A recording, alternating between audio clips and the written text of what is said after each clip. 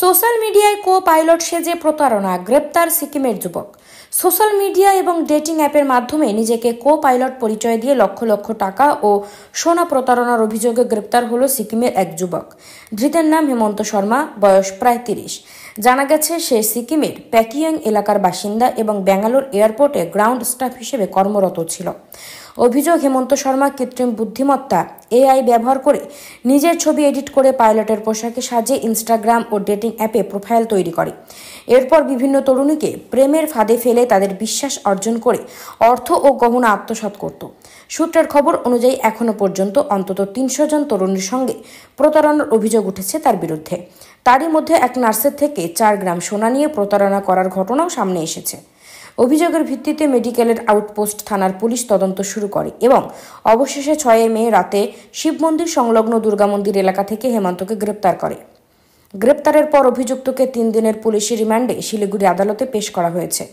Police সূত্রে জানা গিয়েছে, প্রতারণার পদ্ধতি, অর্থ কোথায় লেনদেন হয়েছে এবং অন্য কোনো সহযোগী আছে কিনা তা জানার জন্য চেষ্টা চলছে।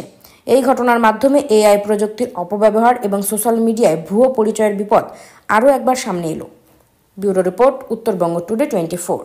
আনন্দ সংবাদ, সুশিক্ষার শুভ সংবাদ জানাচ্ছে প্রসাদগঞ্জ বিদ্যানিকেতন, যেখানে central model academy English medium স্কুলে 2025-26 শিক্ষাবর্ষের নার্সারি থেকে ৫ম শ্রেণী পর্যন্ত ভর্তি চলিতেছে।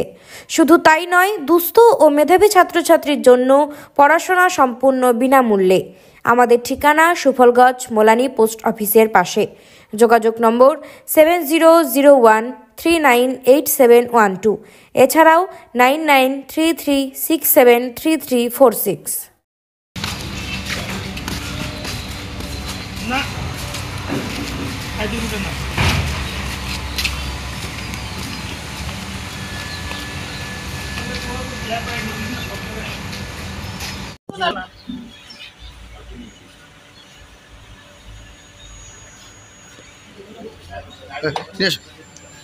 প্রতারণা প্রায় ৩০০ জন মহিলার সঙ্গে এবং এই মুহূর্তে কিন্তু গ্রেফতার করা হয়েছে। দাদা কি বলবেন?